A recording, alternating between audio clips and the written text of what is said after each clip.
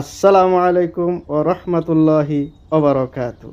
আজ এই মনোরম দিনে শিরিক বিদাত কুফর বিনে সুস্থ সরল মনে যারা আমাদের অনুষ্ঠান দেখছেন সকলকে সাদর সম্ভাষণ।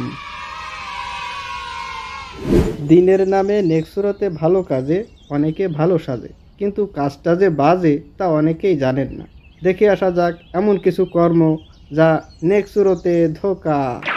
এখানে কি করেন আপনারা? ইসলামিক গানের রেকর্ডিং এডিটিং হয়। কিন্তু মিউজিকের ব্যবস্থা কেন?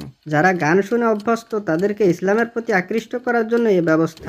মিউজিক সর্বাবস্থায় হারাম, সে যে নিয়তেই হোক। মিউজিক সহ ইসলামিক গান নেক্সুরতে ধোঁকা। এখানে হবেটা কি? ইসলামিক সিরিজ বানানোর প্রস্তুতি চলছে। ও, আপনারা বুঝি ইউসুফ জলেখা, আর্তুগরুল এরকম সিরিজ বানান? ওই রকমই, প্রচুর ভিউ আসে তো। কিন্তু ওখানে যে বেপরদায় মহিলাদের প্রদর্শন করে এবং মিউজিকের ব্যবস্থা আছে। একটু আধটু না দিলে ফিল আসবে না তো।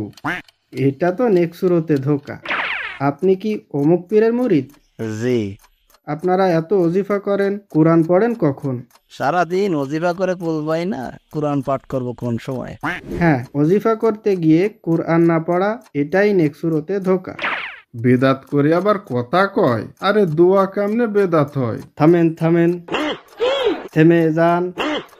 হাই হাই, করছেন কি আপনারা? ও নামাজের পরে মোনাজাত না করে সুন্নতের জন্য দাঁড়িয়ে যায়। সম্মিলিত মোনাজাত বেদাত তাই করি না। আপনারা দুজনেই শুনুন। নামাজের পর নির্দিষ্ট কিছু জিকির ও একাকী দোয়া করা রাসূল সাল্লাল্লাহু আলাইহি ওয়াসাল্লামের সুন্নাত।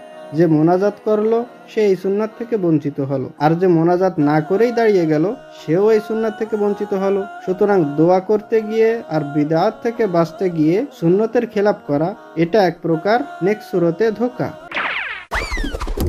এখানে কি মাহফিল হবে? জি। প্রধান বক্তা কখন উঠবেন? এই রাত 12টার পর। যারা এই রাত 12টার পর ওয়াজ শুনে বাড়ি যাবে, আর যারা ওয়াজের স্বেচ্ছাসেবক ও পরিচালনা কমিটি, সবাই কি ফজরে জাগতে পারবে? উচিত হলো ইসলামিক অনুষ্ঠানগুলো বেশি রাত না করে শেষ করে দেয়া। ওয়াজ, ইসলামিক কনসার্ট শুনতে গিয়ে ফজর কাজা করা, এটা নেক্সুরতে ধোঁকা।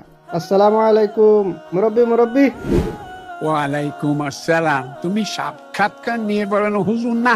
এই এলাকায় কি নতুন? জি।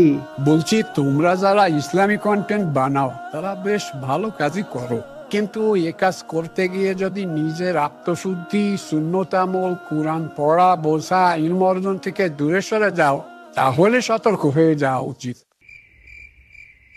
এখনো বোঝো নাই? বাইন বেড়ে রইছ? এইটা হইল শয়তানেরই নেক্সুরতে ধোকা। হ্যাঁ।